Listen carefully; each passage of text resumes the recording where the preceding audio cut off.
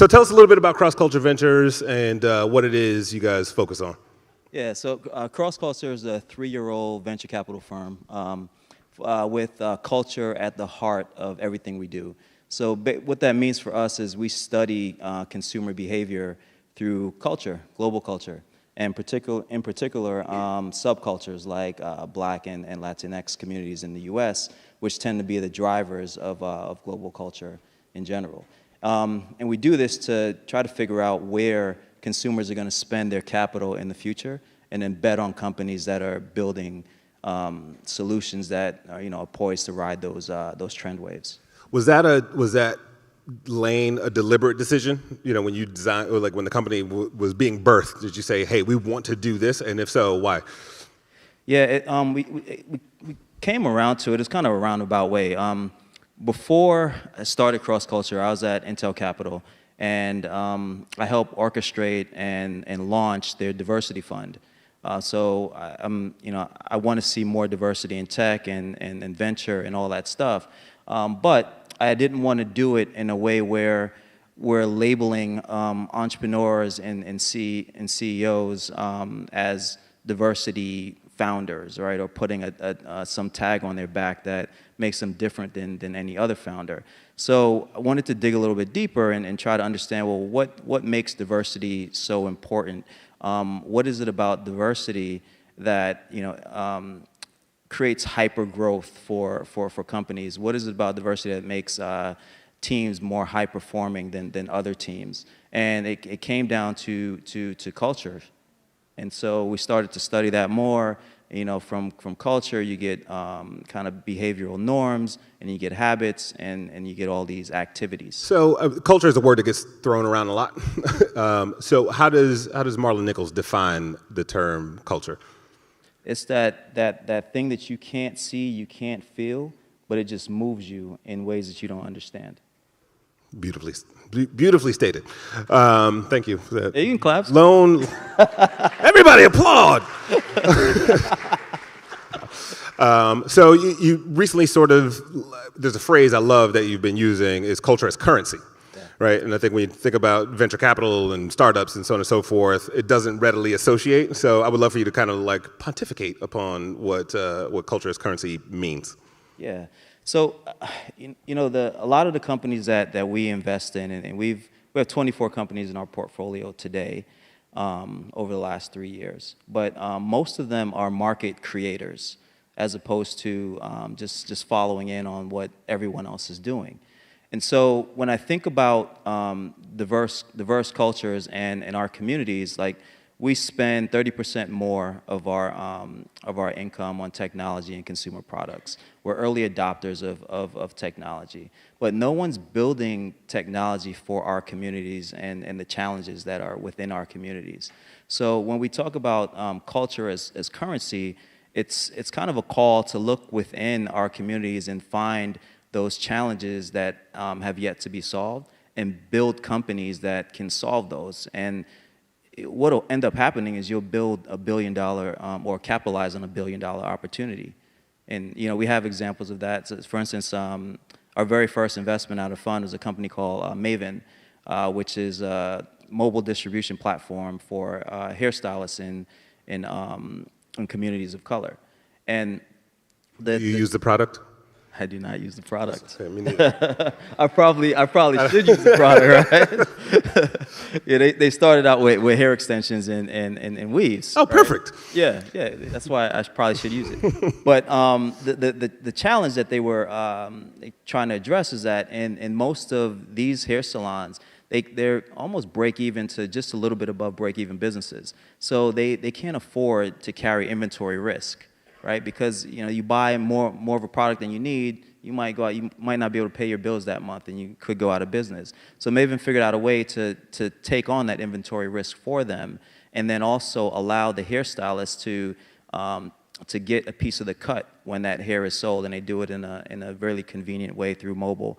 And now you have hairstylists that are making maybe $20,000 more per year out of their business, because now they can actually sell the products. It's a $9 billion market, right? That nobody else thought of before he did.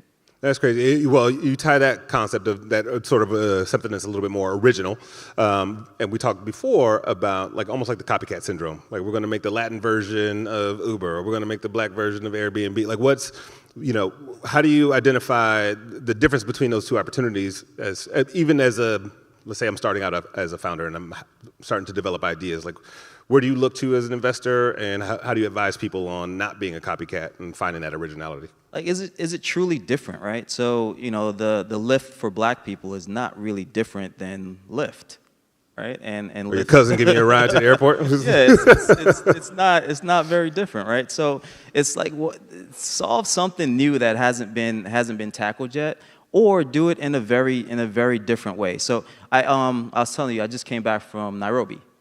We have a portfolio company there. I'm not going to talk about our portfolio company. I'm going to talk about another company that I met while I was there. And while I was there, I visited this town called Cabrera. And they tag it as the second largest slum in the world, right? So just to set up the visual for you, you're talking about, dirt roads with craters in it, homes that are stacked really close together that are maybe, 4 by 6 and are made out of zinc. Basically no running water, maybe a little bit of electricity. But you have these talented artisans that make jewelry and other products. So I met this company called Soko that basically created a mobile platform that allows these artisans to sell their products to internationally, either direct to consumer over the internet or by bulk order from like an Anthropology and stuff like that. And what's really interesting about this company and that country is that as poor as it is, everyone has a cell phone, and they run the entire process through the cell phone. And so now you have some of these artisans that grew up in like the severest of impoverished situations that are now able to move their families out of those slums, building homes, sending their children to better schools and all this stuff. And that's like, that's looking at something that was within that community that had significant value, but wasn't being monetized properly or capitalized on, and they found a unique way to do that. Like, I want to see stuff like that.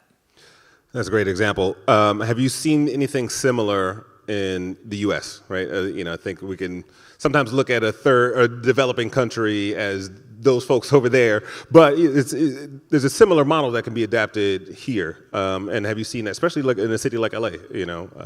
Anything come to mind? There's a bunch.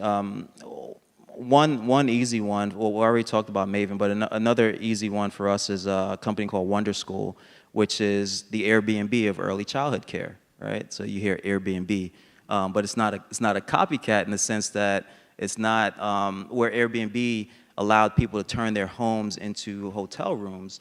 They're allowing people to turn their homes into daycare facilities. And what's great about that is it's tackling a real problem in diverse communities in the sense that there is, most of the time, there isn't affordable, high value education.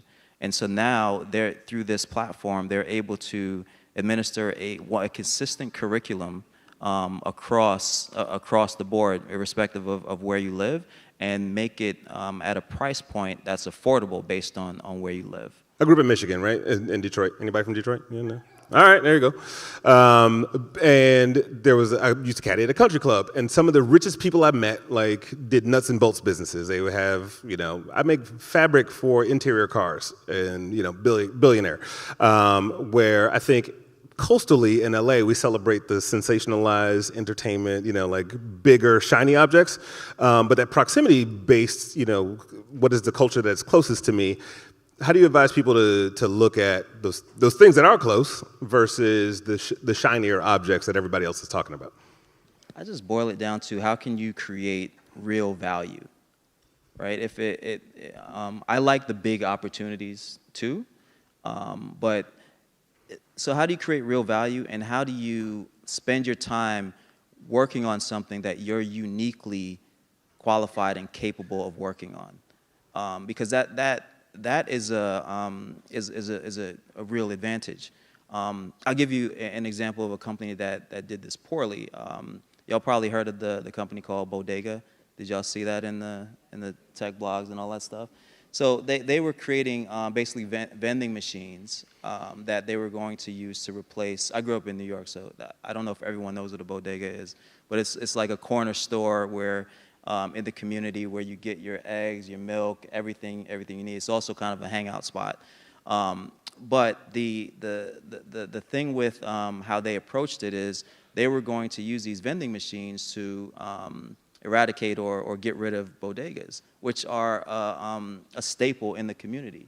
So had they, talked to people from the communities that they're looking to install these things in, they would have learned a lot more about the value and the and why these facilities are needed. And they probably would have taken an approach where we'll make bodegas more efficient, or we'll help them run better. Well, in that case, whatever. How important is an advisor, right? And I think there's some times where it's like there's a little bit of cultural insensitivity in that example. It's like, oh, you don't want to get rid of this spot. This is where, yeah, they're just tone deaf or whatever. But I think through good advice, good counsel, how does the founder seek that out, right? But still, like, be self-checked in that way. There is that, right? Mm-hmm. But I would implore the people in those communities to be the ones to go in and build it. Like, you live it. There's a difference between lived experience and reading about something in a book or talking about something with someone. Like, that's a clear advantage. If you live this thing every day, if you're experiencing this struggle, you are uniquely qualified to bring a solution to solve it. Well, in my book that just came out. No plug there. Crushing the Box, 10 Essential Rules for Breaking Essential Rules, available only on Amazon. The first chapter actually talks about empathy. It's that exact thing, right? Like, going there and being part of whatever community you're trying to affect. Like, the idea may be a good one on the surface, vending machine to replace, but sure. But to go and live in that environment for a minute, how much of that happens in your day-to-day? I mean, you have a portfolio of 26 companies, and when you're trying to make a decision about which ones we're going to support or be a part of, how much of that cultural empathy do you go deliberately seek out? So, when you're investing at the early stage, Book is a #1 seller, by the way. Just so you know. you have some here. Right? Did you bring some? I'm sorry, it's one in my bag. Go. Continue. Yeah. Well, we invest at the seed stage, right? And the thing about investing at the seed stage is that the idea, the company that you're investing in at that point is likely going to change 2, maybe 3 times before it realizes its potential. So what we're really betting on is the opportunity and the people that are driving this opportunity forward. And so we always look for what is that unique thing, that thing that's really unique to you that makes you super qualified to do this thing, right? So I mentioned Maven earlier. Well, Deshaun grew up in a household of women hairstylists. He also lived in China teaching English to the Chinese students for a while and learned the import-export business. There's no one better qualified to do a logistics company, cross-border type stuff between China and the U.S. that's focused on hairstylists. So those are the things that we look for. Yeah, I had a chance to interview Miguel McKelvey, the founder of WeWork, and WeWork is massive. People can argue the business case if you want to or not, but he grew up in a commune. Like, he grew up in a house where it was his mom and her 2 best friends and their kids, and they all just sort of shared resources. And of course, that emulates in what WeWork is. It's a community, not just an office space. So, finding that thing that's in you and that's, a part of your own DNA that can be outwardly developed into a business. Yeah, I'll give you another one. So, a LA-based company, Thrive Market, that's kind of an online grocer focused on, high quality foods that are organic and good for you. Was founded by a gentleman named Gunnar Lovelace, who grew up on a commune in Ojai, single parent household that struggled to put food on the table, struggled to find high quality food. So this was a mission that he was very passionate about and lived through. And you could see that in all the work that they do at Thrive Market. Before we close, let's just talk a little bit about leadership. Obviously you got birthed in a lot of really interesting places, including Intel Capital. But what is your superpower? As a leader, when you walk into a room or you're working with the companies and the individuals that you're working with, what's that one thing that Marlon brings to the table from a superpower standpoint? It's so many. I'm joking. Bring me my cape. Yeah. No, I think the thing that would probably set me apart from other investors is I really take pride in putting myself in other people's shoes. So trying to see whatever we're talking about from your perspective. I think empathy is a really, really important characteristic and attribute of a leader. Where do the resources go, right? You identified a lane, and when you were at Intel, you said, hey, I want to do this, and identify these entrepreneurs. But in the grand scheme of things, where does the money flow? And also, how do you overcome that? How do you overcome the giant hurdle like a WeWork in that example? Yeah, I mean, I don't think it's, well, first of all, not enough money flows to our communities, right? And particularly in venture capital, is it 2% of venture capital decision makers are black men, and if you go to black women, it's probably like 0.2%, and Latina, the Latinas are even worse off, right? And so that's reflected in the number of diverse founded companies that are funded. Because it's a natural thing, and good people try to fight through it. But it's a natural thing to want to work with people that look and come from the same communities and act in the same ways that you do. But when one group is holding the bag, that becomes a problem. So I can only speak about like what we did, right? We found we identified a lane that we were, again, uniquely qualified to play in, and we started playing in that lane and outperformed everybody that might even come close to our lane, and it kind of took care of itself. Awesome. Well, thank you, Marlon. Yeah. Give it up for Marlon Nichols, Cross Culture Ventures.